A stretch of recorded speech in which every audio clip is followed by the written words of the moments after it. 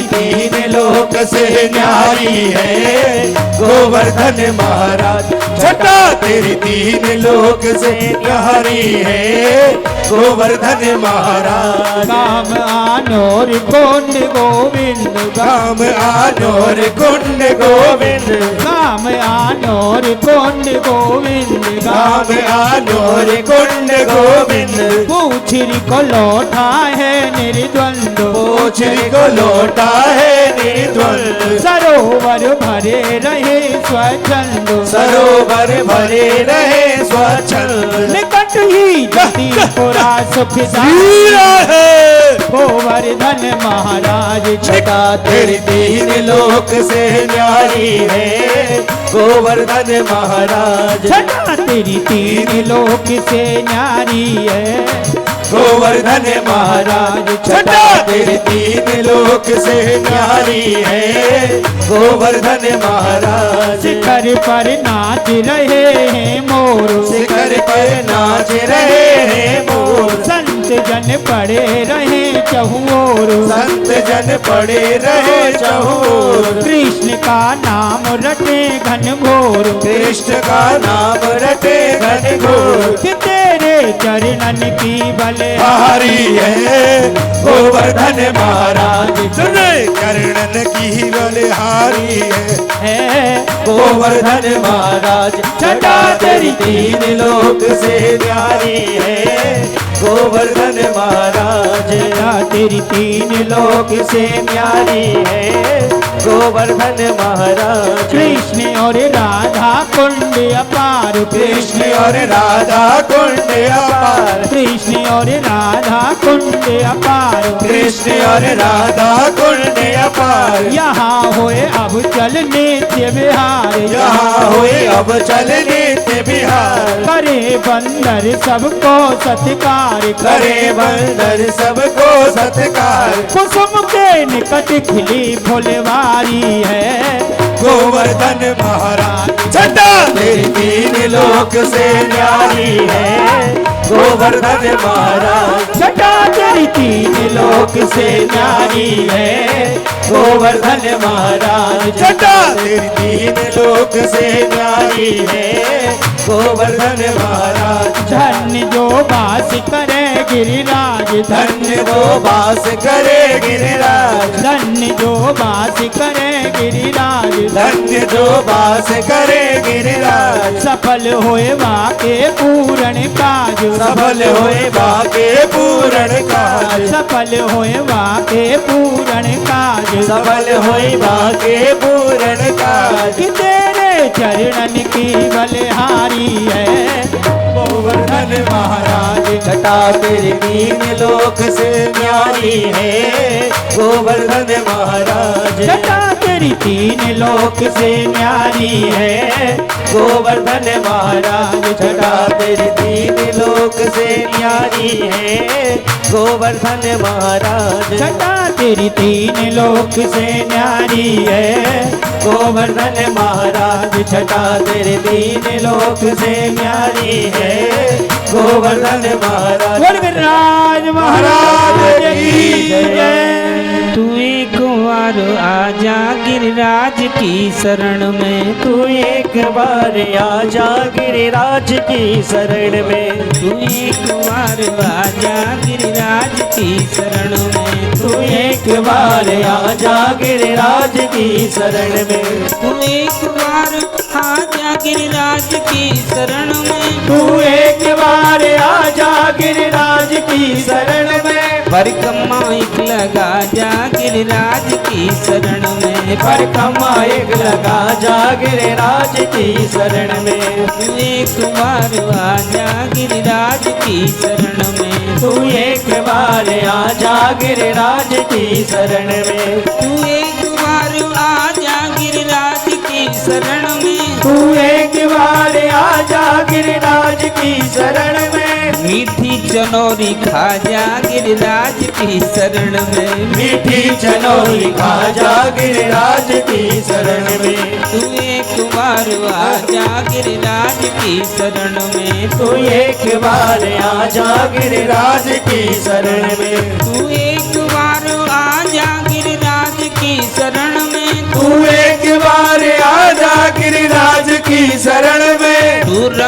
हो या राजा गिरिराज की शरण में। तू रंक हो या राजा गिरिराज की शरण में। तू एक बार आजा गिरिराज की शरण में। तू एक बार आजा गिरिराज की शरण में। तू एक बार आजा गिरिराज की शरण में। तू एक बार आजा गिरिराज की शरण में। तू एक बार आजा गिरिराज की शरण में। तू एक बार आजा गिरिराज की शरण में। लौठा को सिर झुका जा गिरिराज की शरण में। लौठा को सिर झुका जा गिरिराज की शरण में। तू एक बार आजा गिरिराज की शरण में। तू एक बार आजा गिरिराज की शरण में। तू एक बार आजा गिरिराज की शरण में। तू एक बार आजा गिरिराज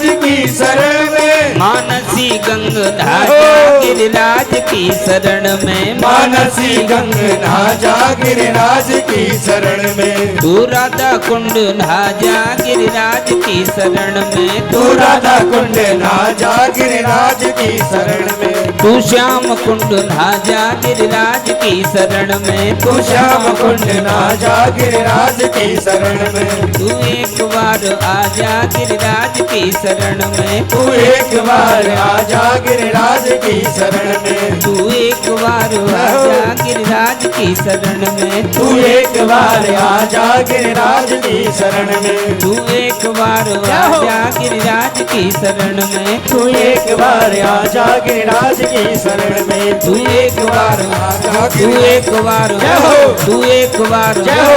तू एक बार जय हो। तू एक बार जय हो। तू एक बार जय हो। तू एक बार जय हो। तू एक बार जय हो। तू एक बार जय हो। तू एक बार जय हो। तू एक बार जय हो। तू एक बार जय हो। तू एक बार जय हो। तू एक बार आजा गिरिराज की। बोलो गिरिराज महाराज की जय। बोलो बैठ जाओ भाई बच्चे लोगों। आप कथा बहुत आगे बढ़नी है भाई अभी बहुत कंसवत तक की कथा है। शांत होकर के कथा सुनो अब गिरिराज बाबा की पूजा होती है। ये मैं आपसे निवेदन करूं तत्रैव भगवान अपि बलदेवेन तत्रैव बलदेवेन संयुतो अपश्यन वसन गोपानिन्द्रियाकृत्योदमान तथा च युवदो सर्प यथा आह मधुसूदनो वाचित्वा स्वस्तन्यम तद्द्रवेण गृध्यजान।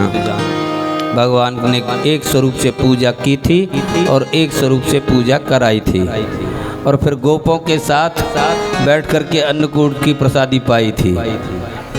और अन्नकूट की प्रसादी पाने में एक बात बताऊं कि कन्हैया ने जब अन्नकूट की प्रसादी पाई, अष्टयाम की लीलाओं में भी आता है, कड़ी कन्हैया को बहुत अच्छी लगी।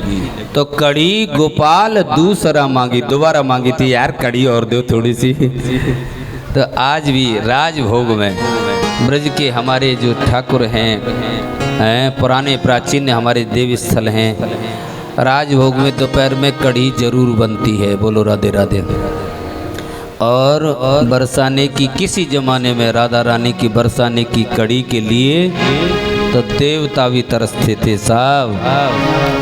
बहुत पुरानी बात बता रहा हूँ। हाँ, गिन करके 90 उफान उस कड़ी में लगाए जाते थे और वो कड़ी ऐसी बनती थी कि उंगली चाटते रहो साहब। क्या कहने साहब। फिर भगवान की सब पूजा हुई। जब गिरिराज महाराज के जय जयकारे होने लगे तो क्या है कि इंद्र को लगा कि मेरी आज पूजा नहीं हो रही है और ये ग्वाला कृष्ण अभी ग्वाला ही समझ रहा है। तो ये तो जो है अब गिरिराज की पूजा करा रहा है। तो उन्होंने कुपित होकर के मेघों को आदेशित किया और मूसलाधार वर्षा की। मूसलाधार जब वर्षा की तो ब्रजवासी व्याकुल होकर के कन्हैया बचाओ ऐसा कहा।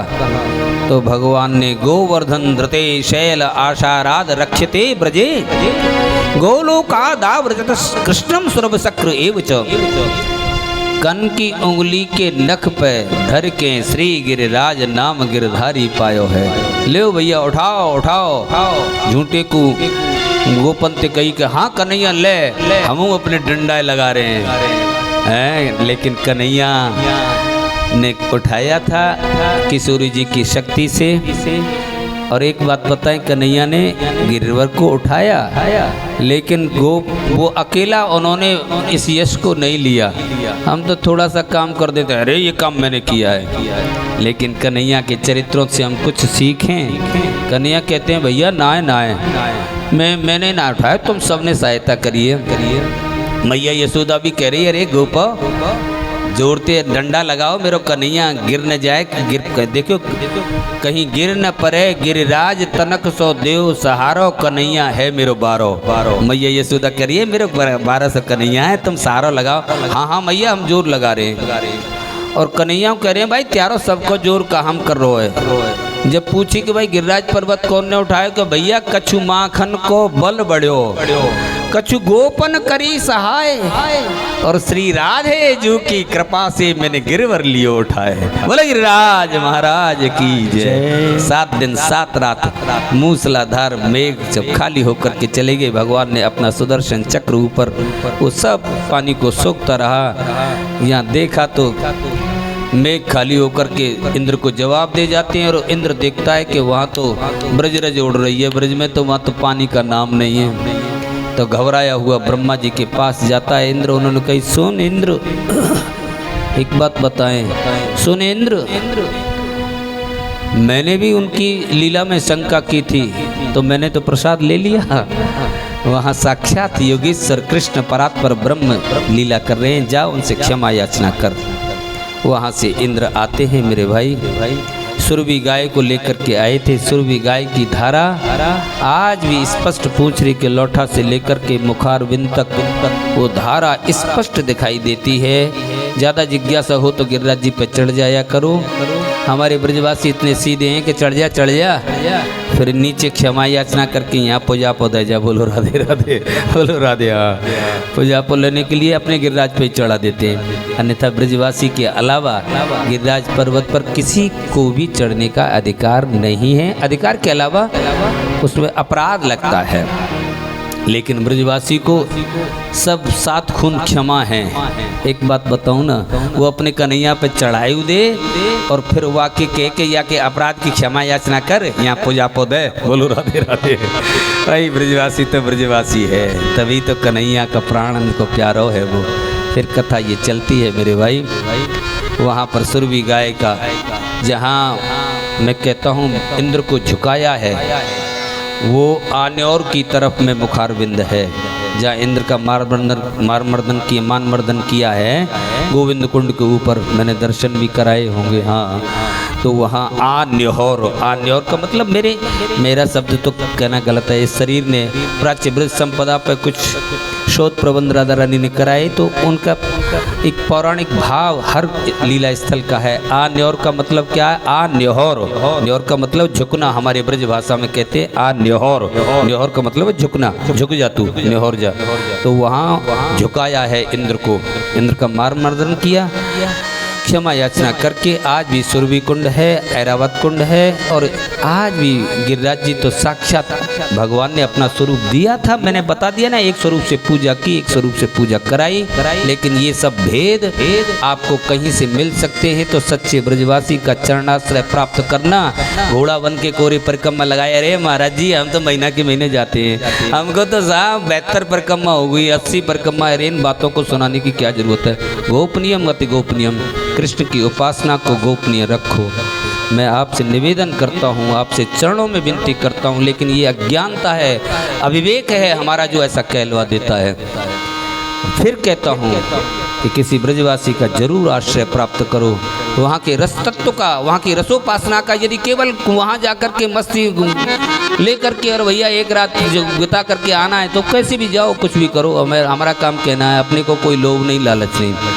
जो सत्य है, यथार्थ है, उसका प्रकाशन करना इस व्यासपीठ का धर्म है, और उसका हम कर रहे हैं। इसके बाद में कथा ये चलती है मेरे भाई कि वहाँ से क्षमा याचना करके गोवर्धन धृते ऐसा आशाराध रक्षते ब्रजे गोलोकादा ब्रजत सुरभम शक्र एवं। फिर इसके बाद में कथा एक आती है, वरुण देवता वरुण लोक में बाबा नंद को एकादशी की रात्रि को वरुण सेवक असुर ले गए थे और फिर भगवान उनको ला करके वरुण लोक से लाए थे। वरुण देवता ने उनकी बड़ी वो की थी, प्रार्थना की थी। भगवान की लगभग समस्त लीलाएं संपन्नता की ओर जा रही हैं। एक कथा थी रास पंचाध्याय की। मैं आपसे निवेदन करूं मेरे भाई, रास पंचाध्याय इतना गूढ़ विषय है जो इस पर महापुरुष मीमांसाकार भाष्यकार महीनों महीनों तक बोले हैं, क्योंकि गोपी गीत ही इसमें 19 छंद हैं, कनक मंजरी छंद हैं। एक एक छंद पर मैं कहता हूँ गोपी गीत पर ही मुझे अभी तक याद है, मैंने सुना था अखंडानंद जी महाराज 1 महीने बोले थे। बहुत ही तत्व की विवेचना उसमें है और कैसा कैसा इसमें रस तत्व, क्योंकि इतना गूढ़ विषय है। रास पंचाध्यायी का प्रथम श्लोक ही अपने आप में इतना गूढ़ है। भगवान अपि तारात्रि सरदोत फुल्ल मल्लिका विकिरणतम मनश्चक्रे योग माया उपाश्रितम्। इशारा कर दिया कि भगवान अपि तारात्रि, वो कौन सी रात्रि थी? वो ब्रह्मा की रात्रि थी या अन्य रात्रियों को मिला करके एक पुंज रूपभूत रात्रि मिली। भगवान ने जिसकी इस रात्रि के लिए कहा, उस रात्रि का निज भावानुसार, निज मीमांसाकारों ने निज मीमांसानुसार भावानुसार मीमांसा जरूर दी है, लेकिन जो महाभाव महायोगी सुखदेव जी का था, उस महाभाव तक आज तक कोई भी मीमांसाकार नहीं पहुंच पाया मेरे भाई। इसलिए रास पंचाध्याय इतना गूढ़ विषय है, बहुत कम समय है। इस सागर जैसी कथा को गागर जैसे समय में समाहित करने का एक मेरा थोड़ा सा सुप्रयास रहेगा। आप शांत होकर के बैठ जाएं, क्योंकि कंसवत तक कथा होगी, ब्रजवासियों की विदा होगी और बड़ी भाव की कथाएं अभी यहाँ से आगे चलेंगी। यदि जिनको रस की पिपासा है, ब्रज में जाते हैं, ब्रज भूमि में जाते हैं, तो वो जरूर कथा को सुने। कृष्ण रस क्या है, कृष्ण की उपासना कैसे को किसको करनी चाहिए और भगवान किस बात को पसंद नहीं करते, ये रस तत्व भी, ये भी गूढ़ तत्व इसमें छिपा हुआ है रास पंचाध्याय में। भगवान की बंसी बजी थी मेरे भाई, शांत चित्त होकर के बैठ जाओ। हैं वृंदावन बंसी बजी मोहे तीनों लोग। और वो दिन कौन सा था? महाराज का रात्रि का। आहा, बहुत ही सुंदर। देखो महाराज की रात्रि कौन थी शरद पूर्णिमा। बोलो राधे राधे। शरद पूनम की वो रातें मेरा मन याद करता है। भगवान की वो शरद पूनम की याद। एक बार दर्शन कर लिया ना 56 भोग का, अब बार बार मत देखना इधर की तरफ, अब कथा सुनना। बोलो राधे राधे। हाँ, कहीं सोच रहे हो कि अनार आ गए, खुल करके ध्यान रख, थोड़ा मन ही तो है। कहाँ से लाऊं मैं 2 दिल बना के, इधर है माया उधर है माला, और बड़े हो नटखट तुम मित्र मोहन, देकर के संपत विपत में डाला। कहाँ से लाऊं मैं 2 दिल बना के? दिल एक है, चित्त एक है, मन एक है भाई। इस समय इसको कथा के लिए अर्पण कर दें हम, बात बन जाएगी। तो भगवान की बंसी बजती है। भगवान अपि तारात्रि सरदोत फुल्ल मल्लिका। और आज की बंसी, आज का वेणुनाद जो है ना मेरे भाई, अन्य दिनों वाला वेणुनाद नहीं है, त्रैलोक्य को मोहित करने वाला वेणु था वो। महाराज की बंसी जब बजी थी, देखिए आज भी जो बंसी बट पे, जो महाराज की बंसी जब बजाई थी भगवान ने, जिस बट के पास में, जहाँ वो बट वृक्ष का बंसी बट पे दर्शन आप लोगों को मैंने कराया था, यमुना जी के उस पार में। मैं आपसे शोधकारों ने कान लगा लगा करके देखा है, जिनके दिव्य देश हैं, वेणों की वो ध्वन आज भी उन वट वृक्ष से कान लगा करके देखो। लेकिन जिनके हृदय दिव्य है, मैं आपसे इतना कहता हूँ, मलिनता से परे हैं, तो महाराज जी आज भी वो वेणु का स्वर सुनाई देता है। वृंदावन की बंसी वो बजी थी, त्रैलोक्य को मोहित करने वाली हैं। भगवान अपि तारात्रि सरदोत फुल्ल मल्लिका। शरद ऋतु थी, सुखदेव जी कहते हैं राजन परीक्षित, चमेली आदि सुगंधित पुष्प खिल रहे थे। भगवान ने चीरहरण के समय जिन रात्रियों का संकेत किया, वो सब की सब पुंजीभूत होकर के एक ही रात्रि में उल्लसित हो रही हैं। भगवान ने रसमयी क्रीड़ा करने के लिए उनको और भी दिव्य बनाया। मैं आपसे निवेदन करूं मेरे भाई, आज वेणु जैसी बजी है, गोपियां अपने सब कुछ जो जैसे तैसे उठ धावे। सूक्ष्म में कथा इतना कहता हूँ, कोई रसोई बना रही थी, रसोई को छोड़ करके भागने लगी। कोई अपने बच्चे को आंचल पिला रही थी, आंचल को पिलाता हुआ छोड़ करके भागने लगी। कोई कोई कोई कोई जो है श्रृंगार कर रही है, अधूरे श्रृंगार को छोड़ करके भाग रही है। एक आंख में काजल लगाए, एक में नहीं। मन को हरने वाली वनम च तत् कोमलम गोविरंजितम, हाँ दशाम जगम कलम जगौ कलम वाम दशाम मनोहरम। ऐसी मन को हरण करने वाली और ऐसी दशा का वर्णन सुखदेव जी ने महाराज किया है।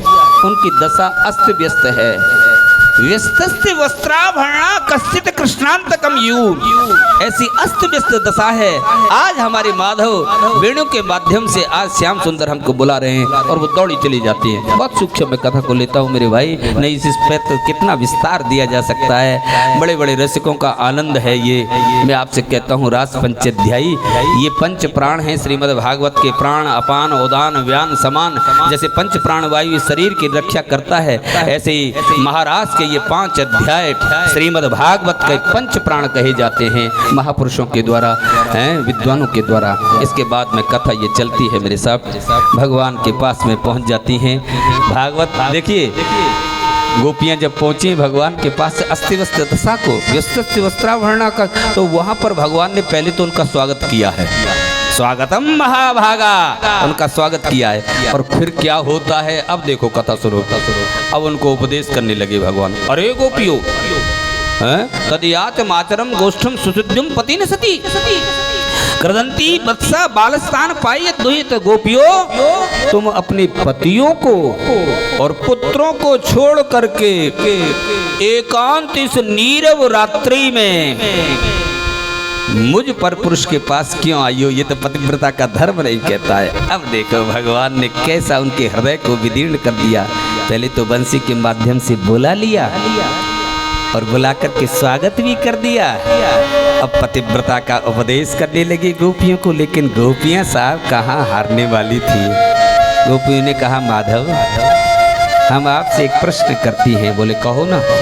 कि कोई व्यक्ति विदेश गया था, कोई विद्वान व्यक्ति, और अपनी पत्नी से कह के गया, देखो ये मेरा चित्रपट है, इसकी पूजा अर्चना करते रहना और इसी से तुम्हारे पातिव्रत बना रहेगा।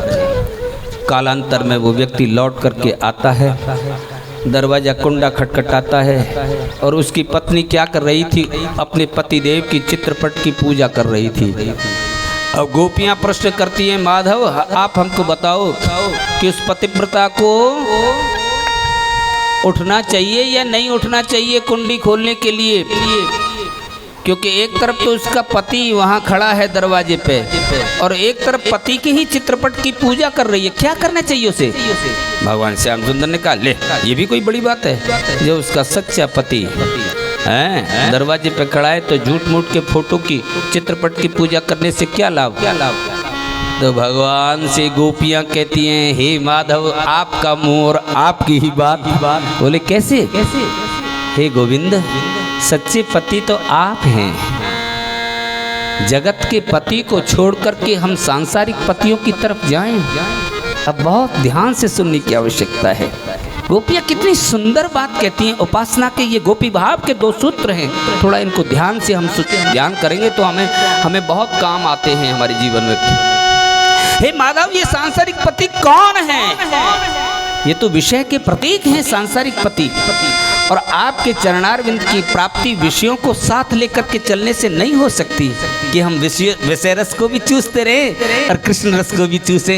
ये संभव नहीं है। कृष्ण रस की अनुभूति जब थोड़ा सा चित्त और मन हमारा इन विषयों से हटने लगेगा तब कृष्ण रस की अनुभूति साधक करता है। घोड़ों की तरह हम परिक्रमा खूब गिरिराज जी की लगाएं, खूब बिहारी जी का दर्शन करें, लेकिन चित्त और मन को जब तक विषयों से नहीं हटाएंगे हमें कृष्ण रस की अनुभूति नहीं होगी। अरे माधव, आज हम विषय रूप उन पतियों का संतज सर्व विषयांश तब पाद मूलम, उन विषय रूप पतियों का त्यागन करके आपके चरणारविंद की प्राप्ति के लिए आए हैं। ये गोपी भाव का रास पंचाध्यायी का प्रथम सूत्र है, संतज सर्व विषयांश तब पाद मूलम। समस्त विषयों का त्यागन करके ही आपके चरणारविंद की प्राप्ति होती है।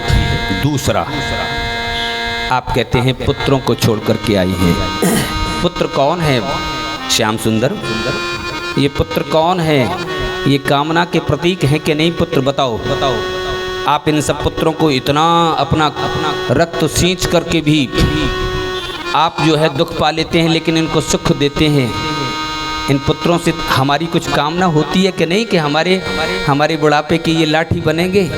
हम कामना करते हैं कि नहीं करते? बताओ ना, करते हैं कि ना? चाहे वो बुढ़ापे में लाठी मारें, इससे कोई मतलब नहीं, लेकिन हम सोचते हैं कि ये हमारी बुढ़ापे की लाठी बनेंगे। बोलो राधे राधे, हमारे सहारा बनेंगे। लेकिन गोपियाँ कहती हैं गोविंद, इन कामनाओं का कोई अंत नहीं है। इन कामनाओं का तो जीवन भर ये कामनाएं हमारे पीछा करती हैं। दुरापूरण कामेन मोहिन च बलियसा शेषम ग्रह सशक्तस्य प्रमत्तस्य आते। कभी ना पूरी होने वाली कामनाएं जीवन भर हमारा पीछा करती हैं। इन कामनाओं